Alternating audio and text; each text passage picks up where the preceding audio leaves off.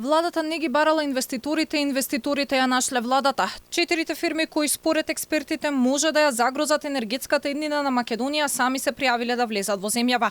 Надлежните велат дека со Законот за стратешки инвестиции кои си го донесоа пред точно 4 години имале дискреционо право директно да си преговараат. Сега предизборно се туркаат 4 нови закони за да се задоволат барањата нови инвеститори.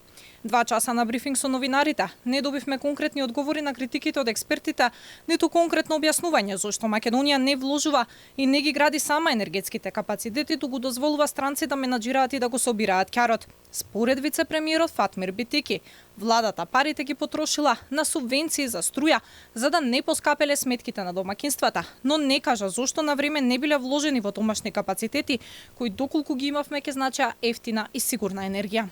ЕСМ имаше предизвик овие 3-4 години, па парите кои евентуално бе ги инвестирале ги дадовме за субвенционирање. Тие 400 милиони отидоа кај граѓаните за субвенционирање, затоа што бевме во таков период.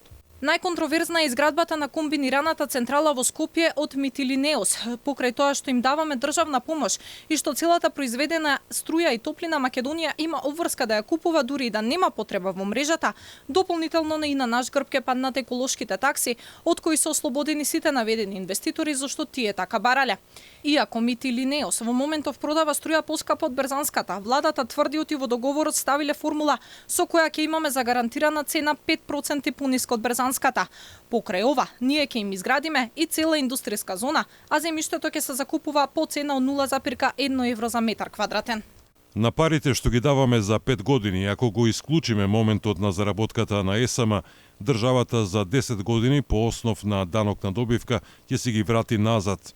Цената на закуп на земјиштето ќе биде 0,1 евро по квадратен метар, а компанијата плаќа 2 евра за одржување на квадратен метар. Дополнително се наметнува прашањето што ќе се прави со целата произведена електрична енергија и топлина од новите капацитети кога гасификацијата не е завршена. Вице-премиерот уверува дека ќе се направи навреме, а доколку не знаеме што ќе се случува. На прашање дали е ова закана за постоечки тето, вице-премиерот како на шега одговори оти ќе го исклучеле затоа што бил руска инвестиција.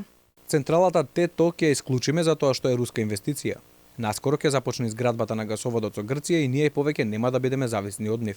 Пакетот од 4 закони инаку утре ќе се најде на пленарна седница во собрание по скратена постапка, што значи дека се крати времето за дискусија. Заедно ќе се гласаат и законите за проектите за соларен парк Стипјон, проектот АМ Грин ТЦХ и проектот за соларна електрична централа во Пехчево. Кој ги напиша точно законите, конкретен одговор не добивме.